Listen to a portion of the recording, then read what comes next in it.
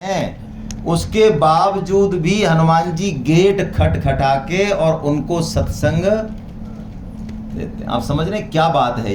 ये बात बहुत विलक्षण है। ये भगवान की कृपा है जिसको कि प्राय हम लोग अनुभव नहीं कर पाते प्राय।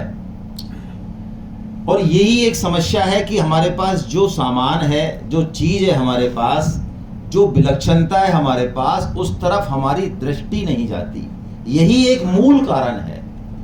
और दृष्टि इधर नहीं जाके जिधर जाती है उसकी क्या इंपॉर्टेंस है, जरा उसको भी हम देखें। मेरे को सपना आया, सपने में मैंने महल बना लिया, और वो महल ऐसा है कि आप जितने भी 150 लोग हैं उनके पास नहीं है। उसके अलावा गाड़ी भी उसमें ऐसी खड़ी है जो जयपुर में एक भी नहीं है। और मैंने यूनिवर्सिटी में भी ऐसी में एडमिशन लिया है, और वहां से पीएचडी की डिग्री भी ऐसी करी है कि जिसमें से घुसना ही बहुत मुश्किल है। ये सारे काम मैंने कर लिए, कोई वैल्यू है इनकी? पूछ रहा हूं आपसे।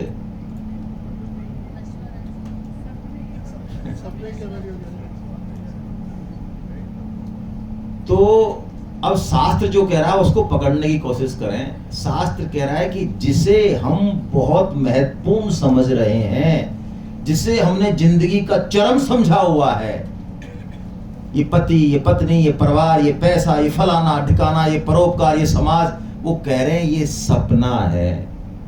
बात समझ में आती है? नहीं आती है।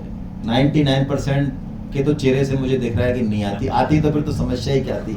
जो लोग हाथ मुंडी हिला रहे हैं कि आती है, तो वो तो ठीक नहीं है बात। आती तो फिर हमारी जो चाल है, हमारी जो ढाल है, हमारा जो सोच विचार है वो बदल चुका होता। आती तो नहीं है। क्यों नहीं आती? कि अरे यही तो है जो कुछ सार है। आप कह रहे हो ये सपना है, ये सपना कहाँ है?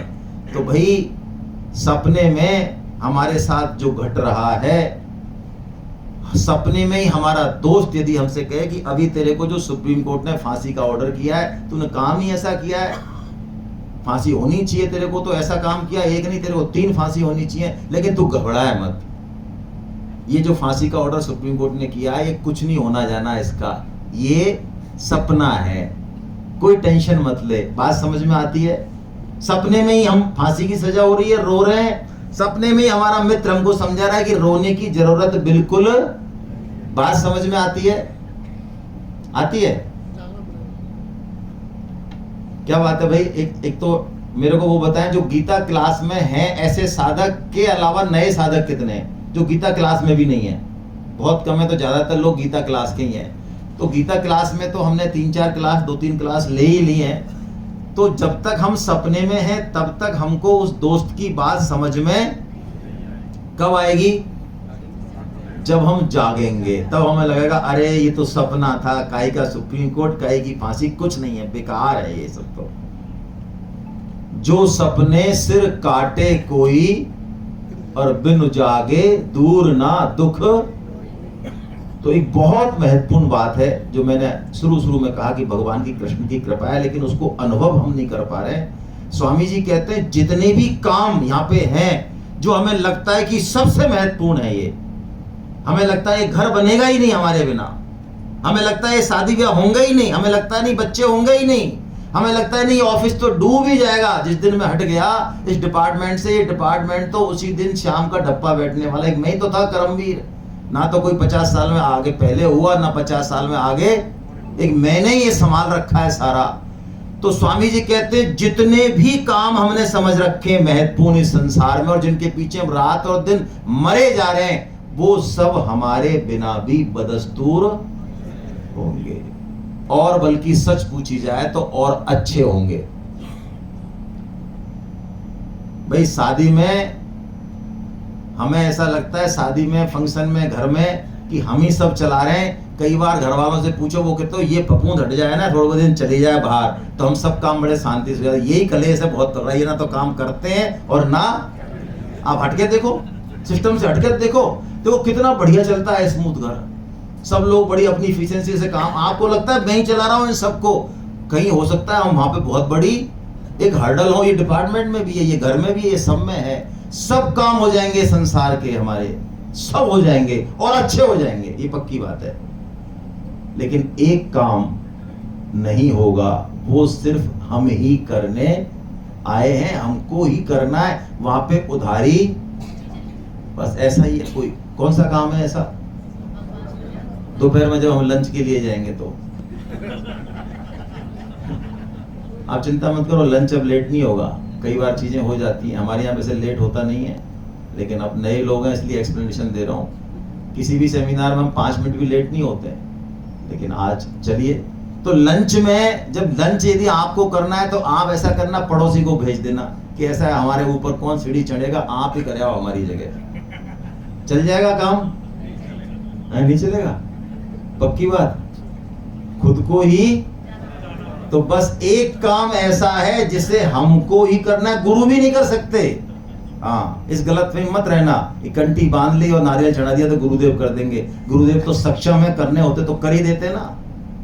यदि ऐसे कंठी बांधने से और परिक्रमा करने से और इनसे यदि होनी होती भगवान की प्राप्ति तो गुरुदेव कर ही देते ना, वो तो कृपालु है ही हमारे प्रति। नहीं, हमको ही करना पड़ेगा, हमको ही चलना पड़ेगा, और इसीलिए मनुष्य जन्म मिला है।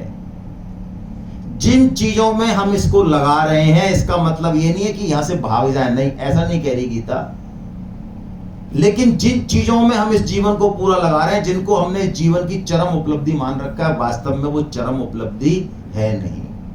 असली चीज से यदि चूक गए, मेन चीज से, तो सारी उपलब्धि, सारे सुख, जो कुछ भी जीवन में कमाया है, सब खत्म हो जाएगा, बिल्कुल खत्म हो जाएगा। और ये बात जब मौत आती है ना, तब बिना गीता पढ़े समझ जाता है इंसान। हम लोग इतने, जैसे होता है ना, मेरे को उदाहरण याद आता है, पहले शादी ब्याह होते थे तो कढ़ाइयाँ चढ़ती थी। आजकल के बच्चों को तो पता ही नहीं कढ़ाई क्या होती है। तो उसमें कई कढ़ाई ऐसी होती थी जो बहुत पहले चढ़ जाती थी, तो उसमें उसको साफ करते थे। बाद में शादी वादी हो जाती थी तो वो जूने बूने से साफ नहीं होती हैं। वो किससे होती हैं? वो ईंट और पत्थर लाते हैं उसके लिए। पहले वो ईंट और पत्थर से रगड़ते हैं, फिर वो जूना बूना काम करता है, तब जाके वो साफ होती है कढ़ाई। तो हमारी संसार में जो आसक्ति है, शरीर के भोगों में जो हमारी आसक्ति है, वो इतनी गहरी है कि जूने बूने से साफ होने वाली। तो भगवान क्या करते हैं? कृपा पूर्वक कई बार हमारी ईंट से रगड़ाई करते हैं। क्या है ईंट से रगड़ाई? जब हम चेत नहीं करते, बरसों बरसों बरसों सारा टाइम खराब कर रहे हैं, बड़े बड़े ऊंचे ऊंचे काम कर रहे हैं, लेकिन असली काम की तरफ ध्यान ही नहीं है। लोग तो यहाँ कहते हैं सत्संग क्यों करें, हम तो पाप करते ही नहीं। गीता भी क्यों पढ़े, हम तो कोई पाप नहीं करते। उनको पाप और पुण्य की परिभाषा चाहे नहीं पता है, लेकिन वो कहेंगे हम तो कोई पाप, अरे हम हर क्षण पाप कर रहे हैं, हम हर क्षण जीव हिंसा कर रहे हैं। हर क्षण कह रहा हूं मैं, घंटे भी नहीं कह रहा, हर क्षण। हम चाहें तो और ना चाहे तो हमारे बस में ही नहीं है, सृष्टि का सिस्टम ही ऐसा है।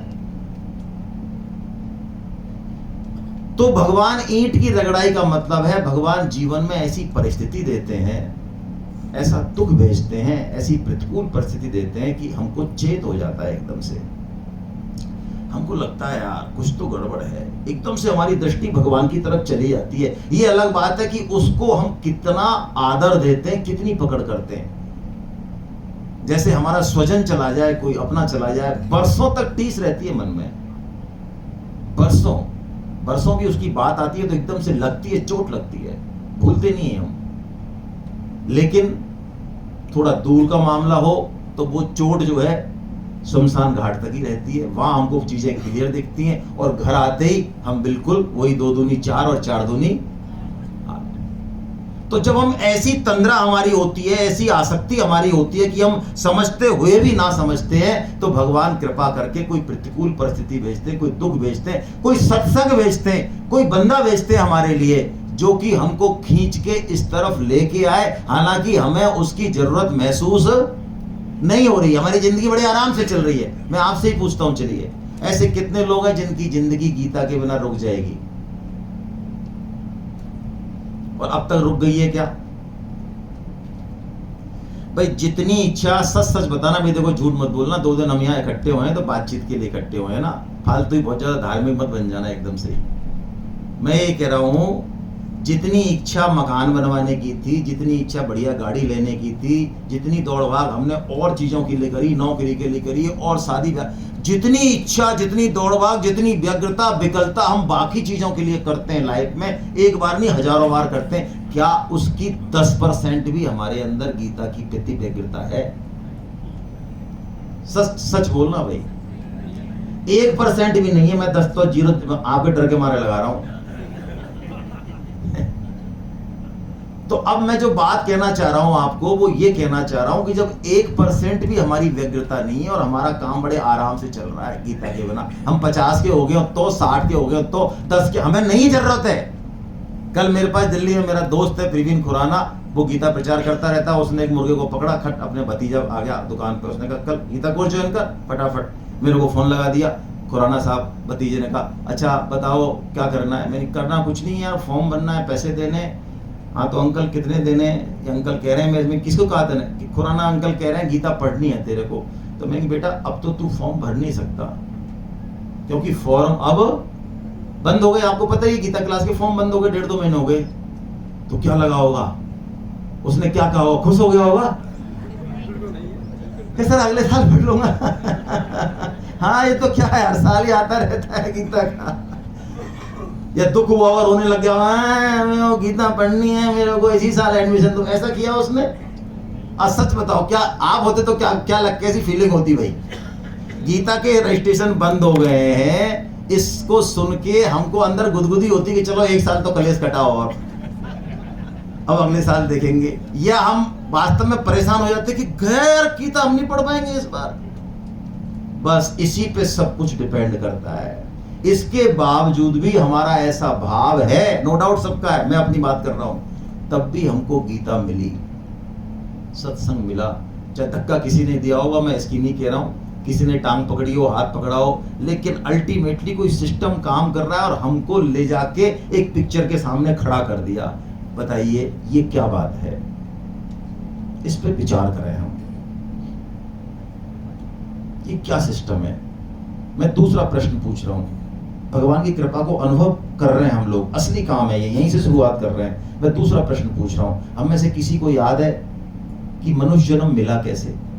हम कहाँ थे? कीड़े थे, मकोड़े थे, कॉकरोच थे, गधे थे, घोड़ा थे, देवता थे, राजा थे, क्या थे हम?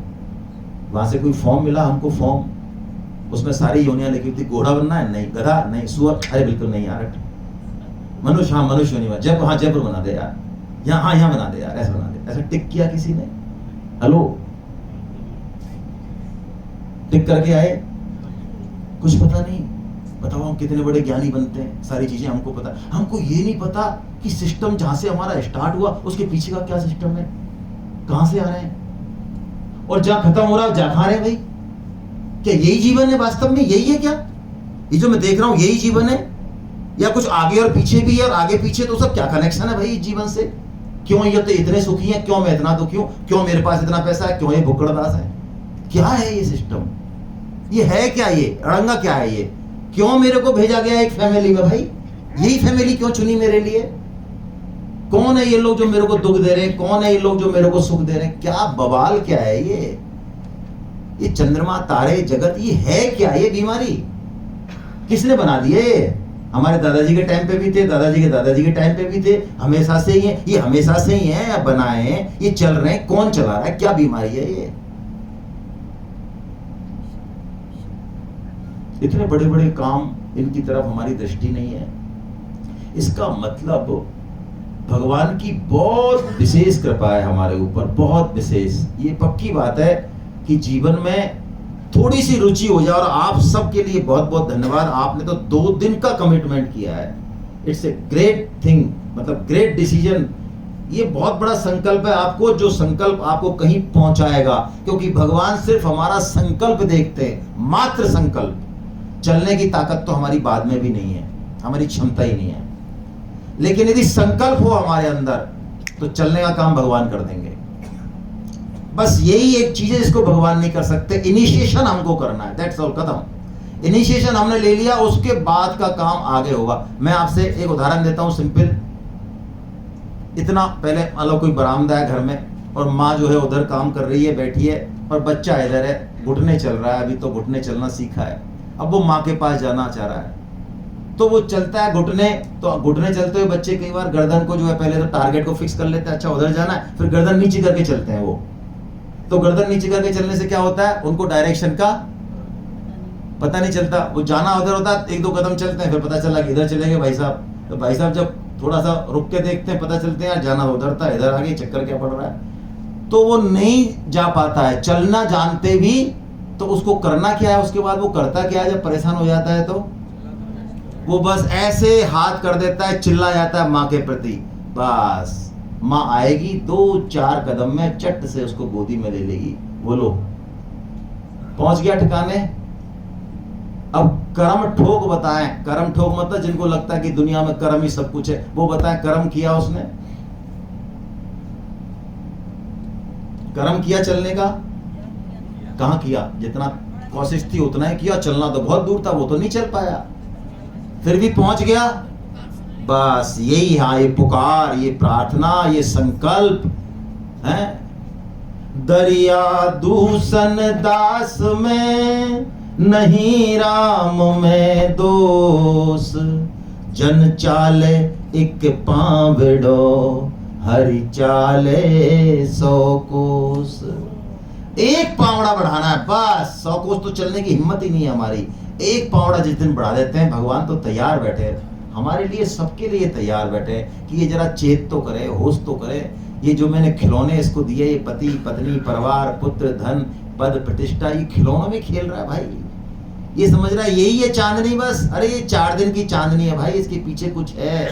तो जिस दिन खिलौने से जैसी दृष्टि हटती है, भगवान तैयार ही खड़े हैं। बस यही है असली बात, और हम बड़े भाग्यशाली हैं, बहुत भाग्यशाली है हम।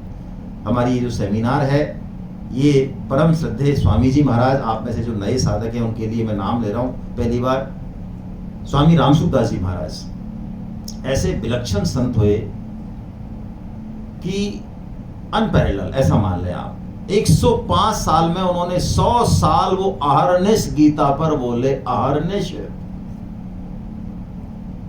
अहर्निश का मतलब है दिन में 3 बार बोलते। यदि वो नहीं बोल पाते किसी कारणवश, तो अन्न का एक दाना अंदर नहीं जाता उनके शरीर में। और ये बात कई सालों बाद पता चली। स्वामी जी की बहुत सामान्य सी बात है, 30-30, 40-40 साल बाद पता चलती थी, पता नहीं चलती थी साथ रहने वालों को भी।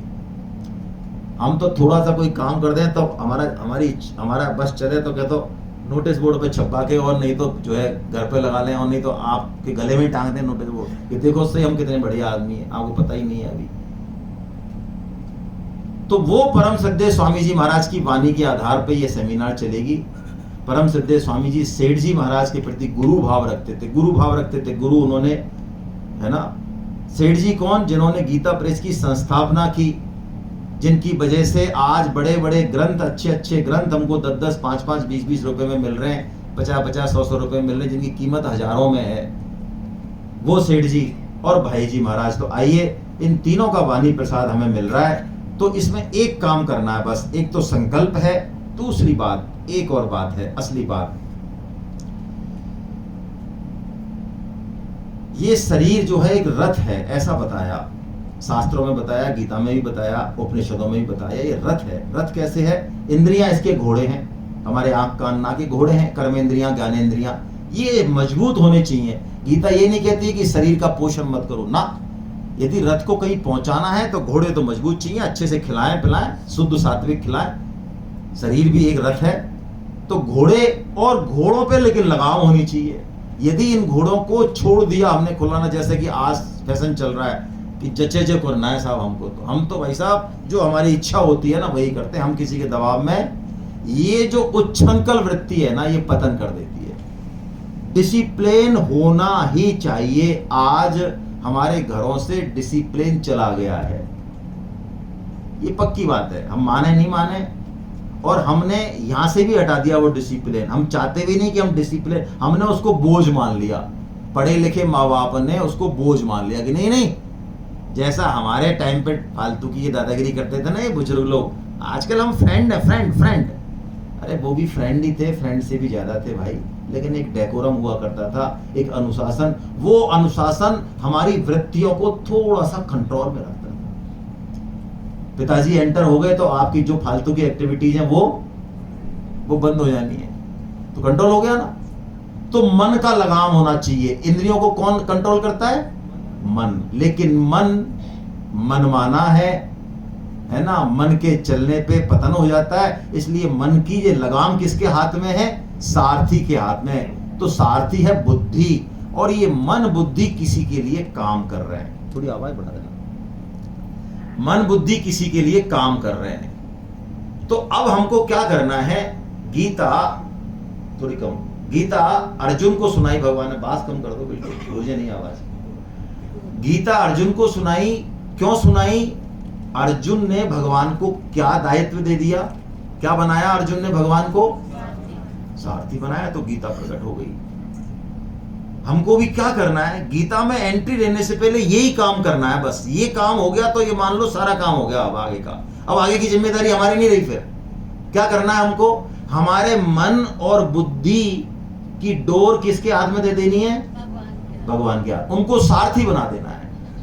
यानी मेरी मन बुद्धि यदि कुछ और कहे किसी सब्जेक्ट में, किसी मैटर में, किसी डिसीजन में, और गीता कुछ और कहे, भगवान कुछ और कहे, तो मुझे दबाना किसको है? मेरी मन बुद्धि को दबाना है कि नहीं यार तेरा मामला ठीक नहीं है भाई, तेरा जो ज्ञान लिया हुआ है गड़बड़ है इसमें, क्योंकि भगवान कृष्ण कुछ और कह रहे हैं। भगवान श्री कृष्ण की बात को सही मानना है। यदि ऐसा निश्चय कर लिया तो हमारी मन बुद्धि शुद्ध हो जाएंगी धीरे धीरे। फिर मन बुद्धि में वही बात आएगी जो कृष्ण की बात है। अभी तो अशुद्ध है। बस हमको सारथी कृष्ण को बना देना है। इस बात को हमको ध्यान रखना है ना। अब गीता पढ़ने से क्या फायदा है? थोड़े से श्लोक यदि आपको दिख रहे हो, नहीं तो इसमें गीता महात्म्य आपके में दे रखा है क्या? सरल गीता में देखना जरा, सरल गीता में महात्म्य दे रखे हैं क्या?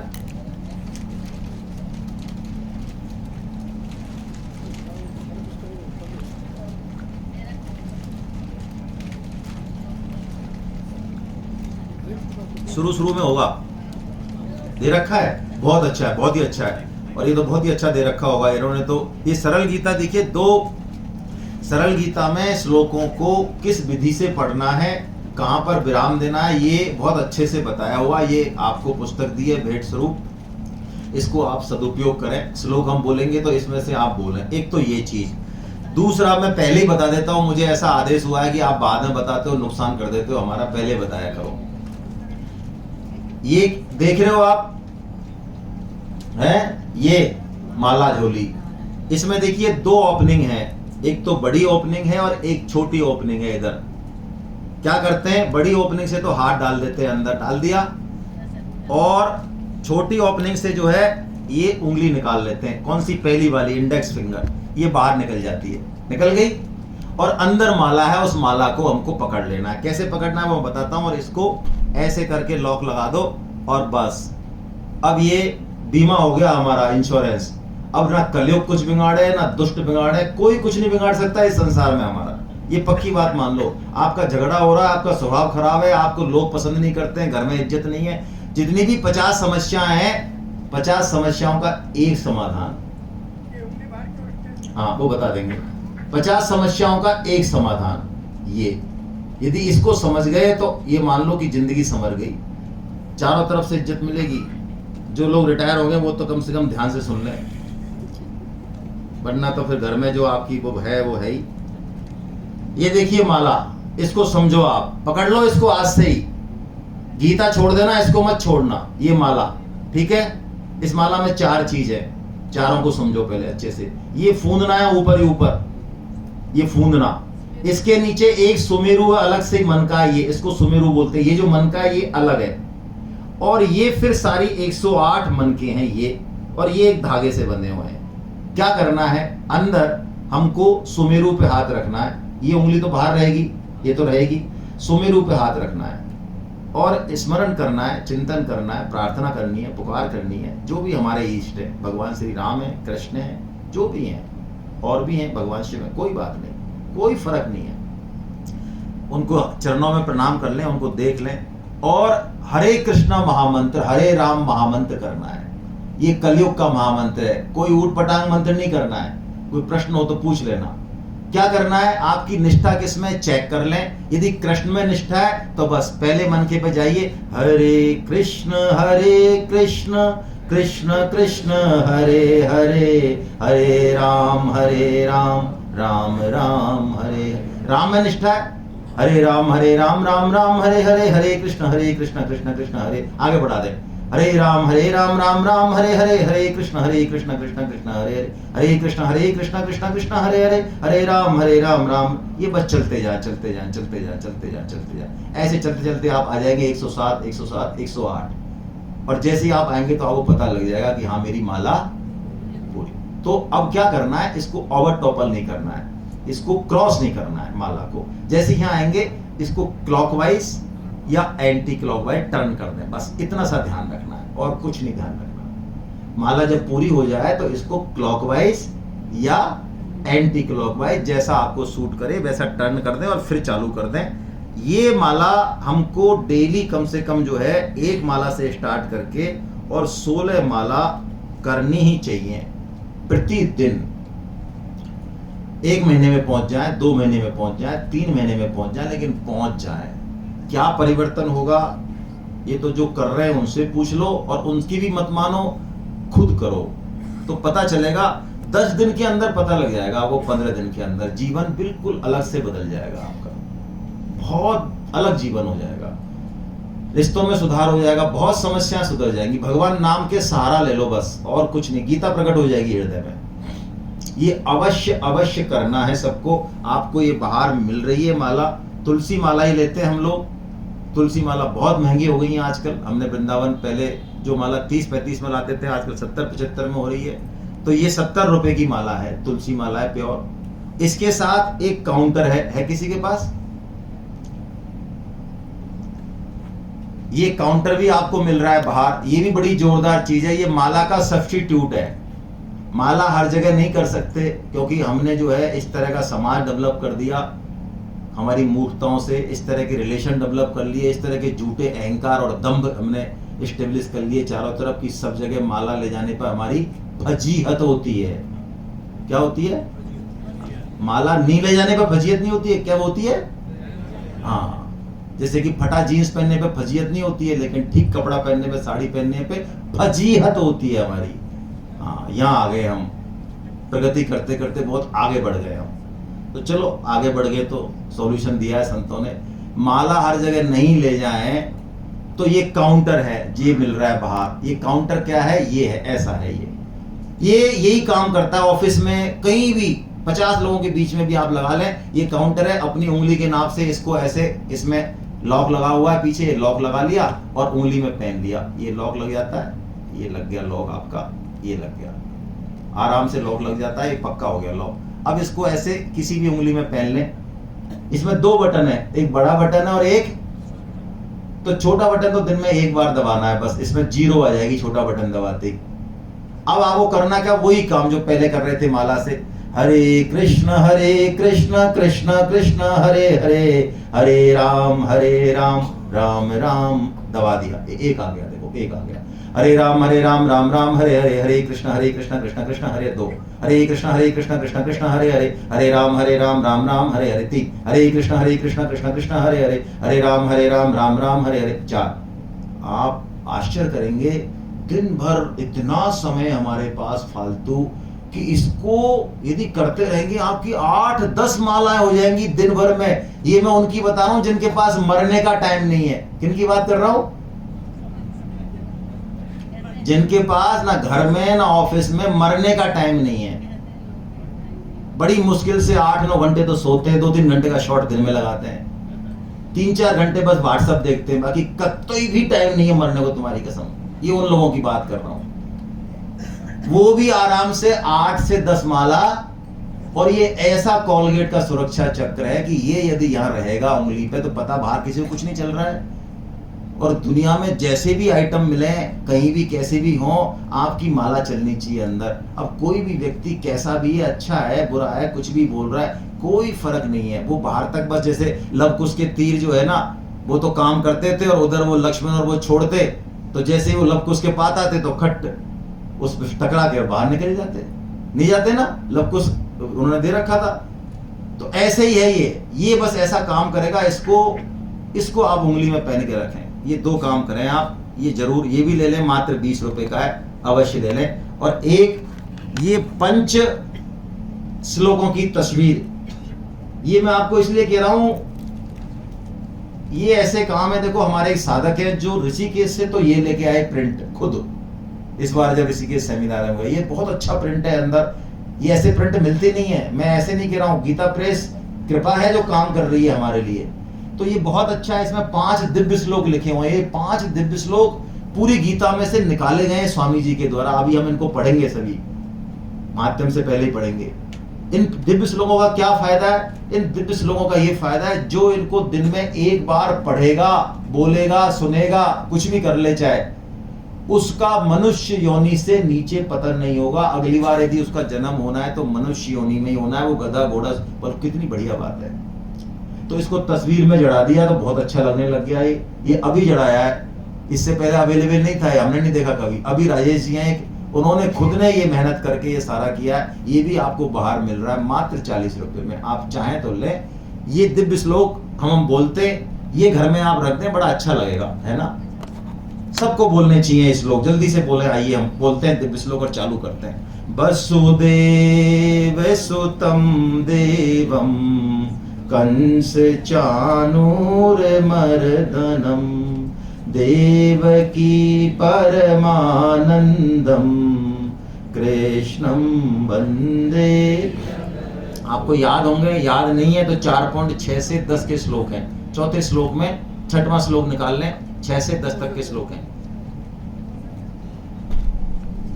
चौथा अध्याय 6 से 10 निकाल लें फटाफट।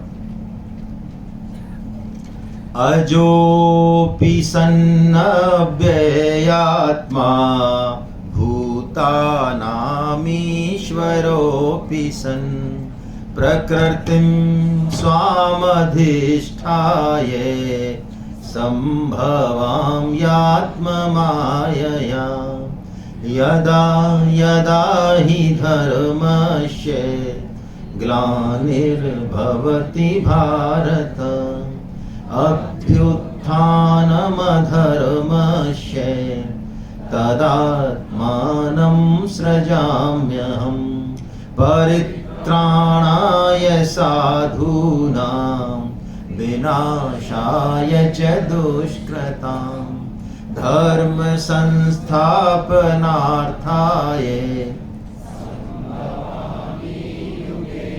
वाह। जन्म कर्म च मे दिव्य वेत्ति त्यक्त्वा देहं पुनर्जन्म नैति मामेति सोऽर्जुन। वीतराग भय क्रोध मन्मया मामुपाश्रितः बहवो ज्ञान तपसा भूता मद्भावमागता। वसुदेव सुतं देवं कंस चाणूरमर्दनं देवकी परमानंदं कृष्णं वंदे जगद्गुरु। आइए अब हम माध्यम पढ़ते हैं जल्दी से फटाफट। गीता हम पढ़ रहे हैं तो क्या होने वाला है, ये माध्यम क्यों दिए जाते हैं। हम सब रजोगुनी हैं। रजोगुनी का मतलब हम लोग कोई भी कर्म करते हैं उससे पहले ये पूछते हैं, हमारी आदत पड़ गई है, इससे क्या मिलेगा मुझको। इससे यदि ये कहे कि भाई साहब इससे आपको कुछ नहीं मिलेगा, पड़ोसी को मिलेगा, अरे हटा, फिर हम क्यों करेंगे, हमारे क्या लेना देना है। किसको मिलना चाहिए? मुझे। सब मुझे को ही मिलना चाहिए। अच्छा, हमको जो मिल रहा है उसके बदले में क्या देना है, अरे वो छोड़ो आप, उसकी बात मत करो आप। तो इसलिए उसी रुचि को देख के शास्त्रों ने अच्छे कामों के लिए भी सबसे पहले फल बताया। भागवतम में भी आप देखोगे, कोई चरित्र उठा लो, ध्रुव स्तुति, प्रहलाद स्तुति, गजेंद्र मोक्ष, सब में क्या दे रखा है? फल दे रखा है। पढ़ लेना वाली आप। क्यों दे रखा है? इसी मेंटलिटी के कारण दे रखा है। वरना तो गीता तो कहती है हमको तो अपना कर्म करना है, फल की चिंता। फल देंगे भगवान, फल के लिए कर्म नहीं करना है, गड़बड़ हो जाती है। तो आइए देखते हैं फटाफट पहला श्लोक। गीता शास्त्रमिदं पुण्यम ये पठेत् प्रयतः पुमान् विष्णो पदमवाप्नोति भय शोकादि।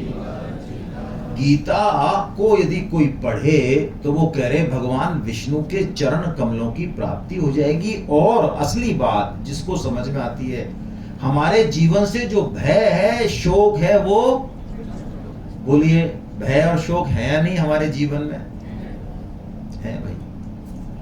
हम सबको डर लगता है, अपने जीवन को लेके डर है, बुढ़ापे को लेके डर है, बिजनेस को लेके डर है, नौकरी को लेके डर है, देश की विभिन्न समस्याओं को लेके डर है, सामाजिक स्थितियों को लेके डर है। कई तरह के डर हमारे जीवन में घुसे हुए हैं, बहुत डीप रूटेड है हमारे। हमको लगता है ऊपर से ऐसा, हम बहुत डरे हुए हैं अंदर से। क्यों डरे हुए हैं? क्योंकि जो असली काम है जब तक वो नहीं होगा तब तक डर के दो कारण हैं। एक तो जो हम कर्तव्य कर्म हमको करना चाहिए वो हम नहीं करें तो हमको,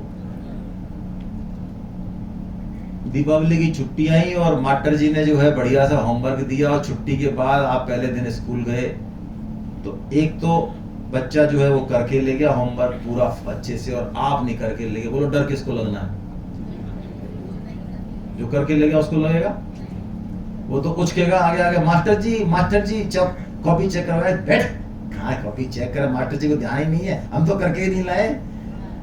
और वो आ गया, वो चक रहा है मास्टर जी कॉपी चेक करो। तो मनुष्य जन्म लेके और जो काम करना चाहिए वो नहीं किया और आलतू फालतू सारे काम किए तो क्या लगेगा? डर लगेगा भाई, है ना। तो गीता क्या भगा देती है? उस भय और शोक को भगा देती है। क्या बात है, कब भगा देगी? गीता अध्ययनशीलस्य प्राणायाम परस्य च नैव सन्ति पापानि पूर्व जन्म कृता। क्या बढ़िया बात।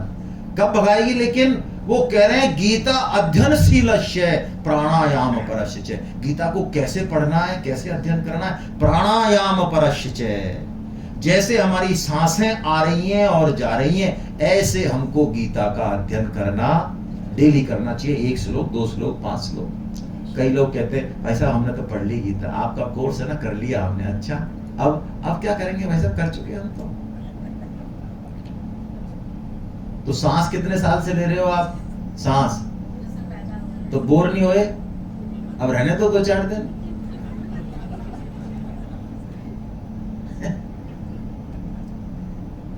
क्या वही लेना और छोड़ना, लेना छोड़ना है? ये कोई काम है?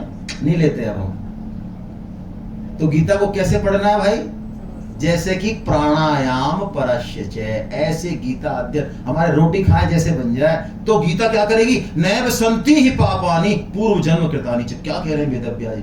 अरे इस जन्म की तो छोड़ो, पुराने जन्म में भी जो हमने पाप कर रखे, जो हमको दुख देते हैं आके, हमें लगता है ये दुख दे रहा है, नहीं, वो पूर्व जन्म के पाप भी खत्म हो जाते हैं। और इंपॉर्टेंट बात, मल निर्मोचनम पुंसाम जल स्नानम दिने दिने सकृद गीतांभसि स्नानम संसार मलनाशनम। वेदव्यास जी कह रहे हैं हम नहाते हैं फिर गंदे हो जाते हैं, नहाते हैं फिर गंदे, रोज स्नान करना पड़ता है। अरे ये गीता रूपी सकृद गीतांभसि स्नानम, इस गीता रूपी गंगा में यदि हम स्नान कर लें तो हमारे पूरा चित्त, अंदर की सफाई हो जाएगी, हमारा मन और चित्त एकदम शुद्ध हो जाएंगे। और असली बात, जो बात बता रहे हैं यहाँ पे, जो पाप करने की वृत्ति है ना, हम गंगा में जाते हैं, गंगा स्नान के बाद हम शुद्ध हो जाते हैं, इसमें कोई दो राय नहीं, हमारे पाप भी, लेकिन बाहर आके फिर वही 2 दूनी 4 और 4 दूनी 8। जैसे गोविंद देव जी जाते हैं लोग, हालांकि कहना तो नहीं चाहिए, अभी माफी चाह रहा हूँ पहले ही, लेकिन गोविंद देव जी में हम लोग जाते हैं, जब ऐसे ऐसे करते हैं, कई बार ऐसे ऐसे करते हैं, ऐसे ऐसे, और आके फील्ड में बाहर निकलते ही वही चालू अपना सिस्टम, बोलने का तरीका वही, लड़ने का तरीका, सब काम वही की वही, और मजा जाके ऐसे ऐसे कर रहे हैं। क्या है ये? वास्तव में यदि माफी मांगी तो चेंज हो जाना चाहिए दहलीज से निकलते ही। पत्नी के प्रति, पति के प्रति, माँ के प्रति, समाज के प्रति व्यवहार बदल जाना चाहिए था। बिल्कुल गीता यही काम करेगी। पाप करने की जो वृत्ति है हमारे अंदर, जो वासना की वृत्ति है, ये जो कि मिटती नहीं है गंगा स्नान से, शास्त्र पढ़ने से, गीता कहती है वो मिट जाएगी, वो फैक्ट्री नष्ट हो जाएगी पाप करने की। वाह, फिर पाप होंगे ही नहीं जब फैक्ट्री नष्ट हो गई तो। इसलिए वेदव्यास जी ने क्या बढ़िया बात कही, गीता सुगीता कर्तव्य किमन्ये शास्त्र विस्तरे।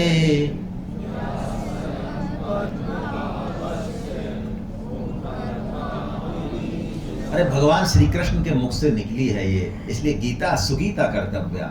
बस गीता को ही सुगीता कर लो, किसी और शास्त्र को पढ़ने की जरूरत ही नहीं है। कि अन्य शास्त्र कोई जरूरत नहीं है, सुगीता कर लो। लेकिन इसको सुगीता मतलब बस इच्छा होने लग जाए।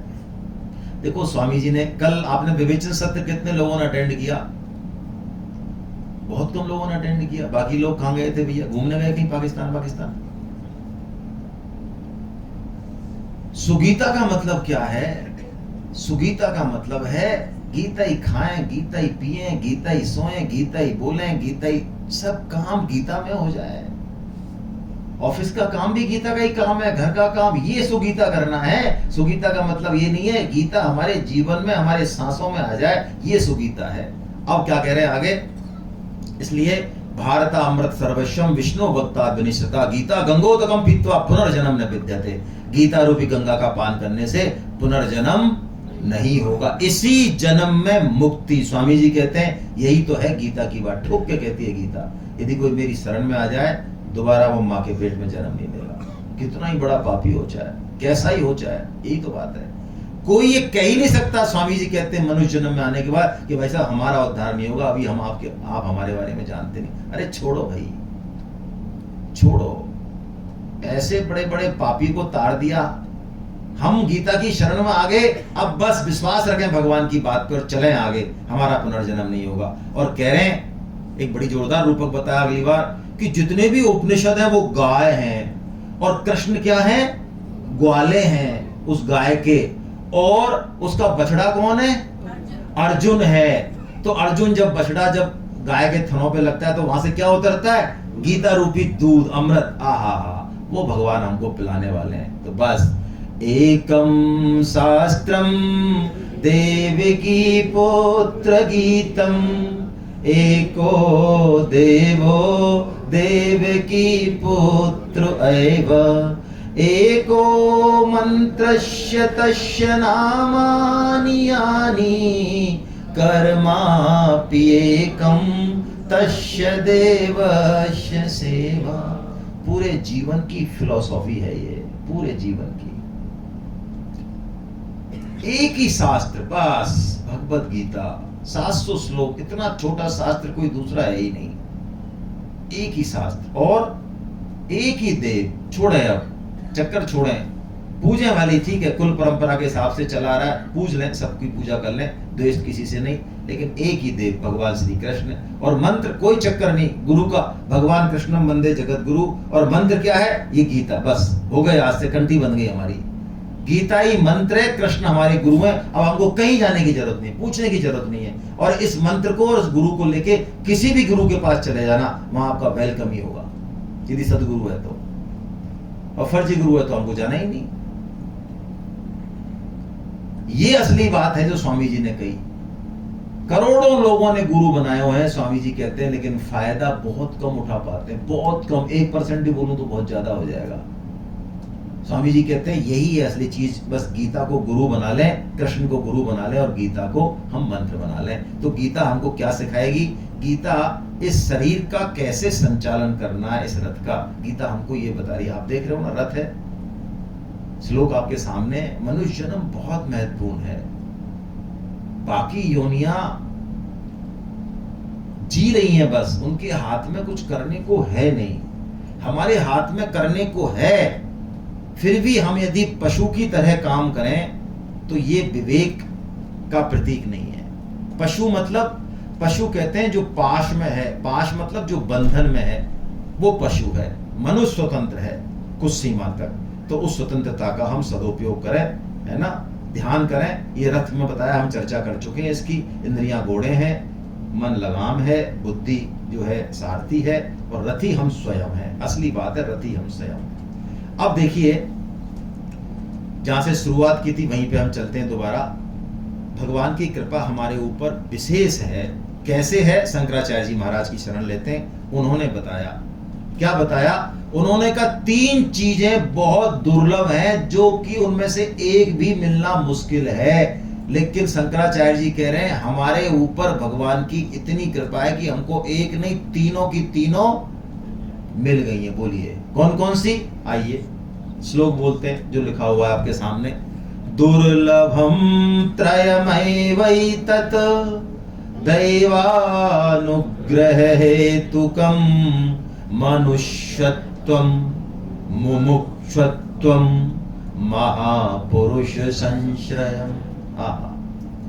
3 चीजें। पहली मनुष्यत्वम, ओहो, मनुष्य योनि मिलना। मनुष्य योनि 84 लाख योनियों में सबसे उच्च कोटि की है, उन सबसे अल्टीमेट है। इससे बढ़िया कोई सृष्टि की नहीं भगवान ने। जब भगवान ने मनुष्य योनि बनाई, ब्रह्मा जी ने सबसे पहले तो प्रसन्न हो गए ब्रह्मा जी की, या ये क्या चीज बना दी अचानक। जब सृष्टि वर्णन आता है भागवतम में, तुलसीदास जी ने भी कहा, बड़े भाग मानुष तन पावा, सुर दुर्लभ सब ग्रंथन गावा, साधन धाम मोक्ष कर द्वारा, पाई न जेहि परलोक सवार। इसको पाके भी यदि हमने जो काम करने का है वो नहीं किया और 4 कामों में लगे रहे, कौन कौन से? आहार, निद्रा, भय और पशु, ये 4 काम करता है। देखिए हमारी जो कॉन्शियसनेस है, आजकल लोग बहुत बात करते हैं इसकी, हालांकि गीता भागवतम में बहुत अच्छे से दे रखी हैं सब चीजें। कॉन्शियसनेस मतलब कहते हैं चेतना, आत्मा। तो इसके 5 कोश हैं, ये 5 कोश में बंद है, 5 गुफाओं में बंद होती है आत्मा। सबसे पहला होता है अन्नमय कोश, ये जागृत रहता है हमारा बहुत। भाई कोई हमको अच्छा भोजन कराए तो बोलो उसके प्रति कैसा भाव रहेगा हमारा।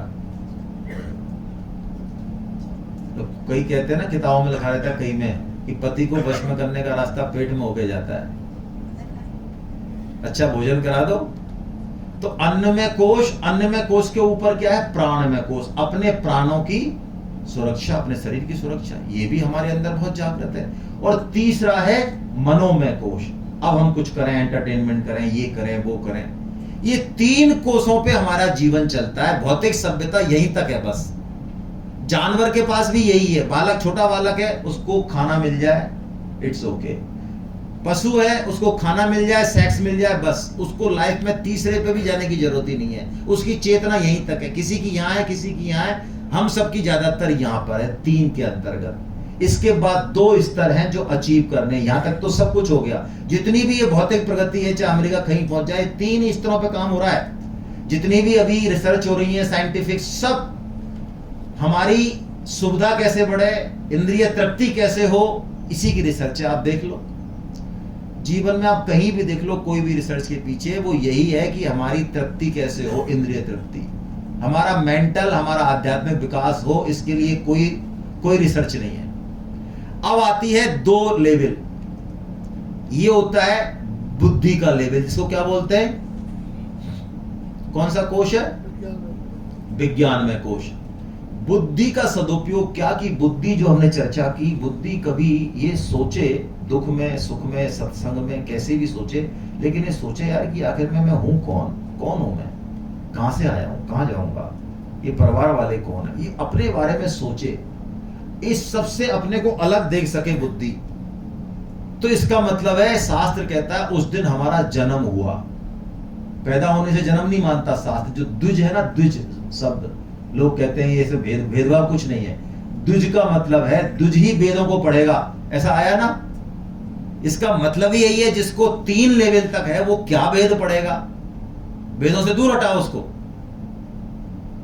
जिस दिन उसका जन्म हुआ, जन्म मतलब द्विज बना, मतलब बुद्धि ने सोचा कि आखिर मैं हूं कौन, क्या मेरा सिस्टम है, तब जाके वो गीता की तरफ, उपनिषद की तरफ, वेदों की तरफ चलने लायक हुआ। और यहां से आगे लास्ट में है विज्ञान आनंदमय कोश, है ना। ये बहुत जल्दी जल्दी जा रहा है, पता नहीं, इसका सेट करेंगे थोड़ा सा। तो 3 काम, आहार, निद्रा, भय, मैथुन, जब तक हमने ये किए, चाहे कितने बढ़िया से बढ़िया किए, तब तक हमने मनुष्य जन्म का कोई सदुपयोग, और प्राय हम देखते हैं तो इन 4 कामों में ही हमारा जीवन जाता है। यदि हम आध्यात्मिक क्षेत्र को हटा दे तो, मैं धार्मिक नहीं बोल रहा हूं, ध्यान रखें, मैं आध्यात्मिक बोल रहा हूं। धार्मिक भी इसी में ही है, बहुत फर्क है। ये जो हम पूजा पाठ करते हैं, ये जो हम तीर्थों में जाते हैं, ये जो हम जिस तरह का सिस्टम करते हैं, बाकी सारी ये सारे जो ये सुंदरकांड, ये सारे काम जिसमें कि निष्कामता है ही नहीं, तत्व पे चर्चा है ही नहीं, दृष्टि नहीं है, ये सब कपट भक्ति है, ये धर्म है, ये अध्यात्म नहीं है। इससे प्रगति नहीं होती हमारी, इससे हमारा भाव नहीं बदलता है, इससे बस पाप और पुण्य का फील्ड है। ये करेंगे तो ये चीजें मिल जाएंगी, हमारा जीवन सुकून से चलेगा। इसलिए हम ये व्रत कर रहे हैं, अनुष्ठान कर रहे हैं, जब कर रहे हैं तब कर रहे हैं, दान कर रहे हैं, क्यों कर रहे हैं? जीवन हमारा ठीक से चले, कूल रहे, बस इसलिए। ये नहीं है, ये भक्ति है ही नहीं, ये अध्यात्म है ही नहीं, अध्यात्म का शरीर से कोई लेना देना है ही नहीं। तो इन 4 चीजों में ही जब तक हमारा जीवन जा रहा है, तब तक हम वास्तव में जन्मे ही नहीं। शास्त्र के हिसाब से हम जन्मे नहीं। क्यों? 2 चीजों का हमने सदुपयोग नहीं किया, जो हमको मिली थी उनको हमने एक्टिवेट ही नहीं किया। आ तो गया हमारे पास, पासवर्ड आ गया, सब कुछ सिस्टम आ गया, लेकिन एक्टिवेट ही नहीं किया उनको हमने। कौन सी चीज? पहली विवेक। विवेक के मायने क्या? चर्चा हो गई हमारी, अपने बारे में जानने की इच्छा, अपने स्वरूप के बारे में जानने की इच्छा, अपने आप को देखने की इच्छा। जैसे हम पूरे जीवन को देखते हैं ना, कई बार, अरे यार क्या है ये, 50 साल 55 साल मैंने ऐसे निकाले, पहले ऐसा था वैसा था, फिर मैं ये क्या किया मैंने। ये जो अपने जीवन को देखने की जो ताकत है ना, ये सिर्फ हमारे पास है, ये कुत्ते के पास नहीं है। हेलो, गधे के पास नहीं है, घोड़े के पास नहीं है। कुत्ता कभी नहीं सोचेगा यार तेने बेकारी जन्म लिया यार, सिद्धार्थनगर में 20 साल निकाल दिए यार धक्के खाते हुए, हट बेकार, अब गीता क्लास में एडमिशन कराना है यार तुमसे। क्या लगता है आपको, आ सकती है कुत्ते के दिमाग में ऐसी बात? गधे के, शेर के, किसी भी होने की बात आ सकती है? क्या आनी चाहिए? आनी भी नहीं चाहिए, वो इसके लिए बने ही नहीं है। उनके पास, उनके डिजाइन में नहीं है, सॉफ्टवेयर में नहीं है। ये सिर्फ हमारे पास ही है। क्या? ये विवेक। उनके पास सामान्य विवेक है। और एक दूसरी चीज, कर्म करने की स्वतंत्रता। क्या मतलब है इसका? हमारे जीवन के बहुत सारे कर्म फिक्स हैं, फिक्स है, पुराने सिस्टम से फिक्स है। किस घर में पैदा होंगे फिक्स है, शादी कहाँ होगी ये भी फिक्स है, ज्यादा टेंशन करने की जरूरत नहीं है। पैसा कितना आएगा ये भी फिक्स है। पैसे का भोग कर पाएंगे कि छोड़ के मरेंगे दूसरों को, ये भी फिक्स है। बहुत सारी चीजें फिक्स है। इसके अलावा बहुत कुछ ऐसा है जो फिक्स नहीं है।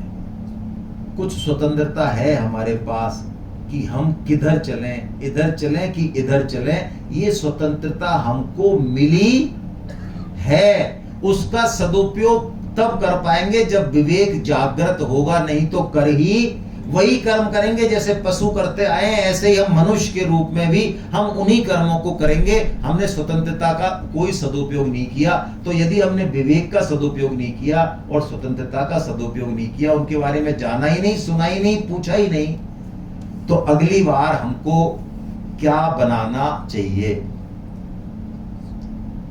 जिनमें इन दोनों की जरूरत है वो मनुष्य योनि देनी चाहिए, या जिनमें इनकी जरूरत नहीं है वो बाकी योनि देनी चाहिए? हेलो, अरे भगवान हमसे फैसला कराएंगे, हमसे पूछेंगे भाई साहब आपको 2 आइटम दिए हैं, 2 दिए, हमें तो पता ही नहीं, पता नहीं है, तो क्या करेगा फिर? आप समझ रहे कितनी प्रभुपाद जी ने एक बड़ी जोरदार बात कही। मैं तो उस किताब को पढ़ा तो मुझे प्रभुपाद जी ने कहा हम लोग मदमत्त हैं अपने पद में, प्रतिष्ठा में, ज्ञान में, धन में, पद में मदमत्त हैं हम लोग। लेकिन हमको ये नहीं पता कि काल कब लाद देगा हमारे और कौन सी योनि में धकेल देगा। हम क्या बनने वाले हैं हमको यही नहीं पता अगले क्षण। मदमत्त तो है हम, और वो मदमत्ता भी जब तक रहती है जब तक संसार का सिस्टम साथ है, लेकिन एक समय आता है जब सिस्टम हमको छोड़ देता है। भाई ये मत समझना करोड़पति को नहीं छोड़ता है, सुविधाएं जुटा सकते हैं वो, और वो भी कुछ नहीं है। आपने 50,000 में भी सेवक रखा, वो भी देता है बुड्ढे की जान तो मेरे हाथ में, किसी दिन टैटू दबा दूंगा, सर क्या करेगा। हाँ बहुत केस है। आपको लगता है ये मैंने हायर कर लिया, ये बहुत सेवा कर रहा है, लेकिन उसको पता है कुछ नहीं है, जा नहीं सकते हम सिस्टम से बाहर। कहां से क्या लीकेज होगा आंखें फट जाएंगी देख के। आपको पता है कई लोग कहते हैं पैसे के दम पे हम भाई साहब वृंदावन में शरीर छोड़ेंगे, क्योंकि वृंदावन में मरने वाला सदगति होता है। और आप पूछो वहां के संतों से, आपको ऐसी ऐसी घटनाएं मिलेंगी, आप आश्चर्यचकित रह जाओगे। लगातार सालों तक वृंदावन में रहने वाला वृंदावन में शरीर नहीं छोड़ता है, बाहर नहीं चला जाता है। और जिसको छोड़ना होता है वो वृंदावन में बाहर था लेकिन आ गया वृंदावन और वहां छोड़ दिया। बहुत सारी चीजें जो हमारे कंट्रोल में नहीं है। तो यदि हमने इन दोनों चीजों का सदुपयोग नहीं किया, किसका? विवेक का और कर्म करने की स्वतंत्रता का, तो हम अगली बार मनुष्य योनि में नहीं जा पाएंगे। इसलिए इनका सदुपयोग हमको करना है, और गीता हमको यही सिखाने वाली है। ये असली बात है, इसकी तरफ हम चलेंगे। हरे कृष्णा।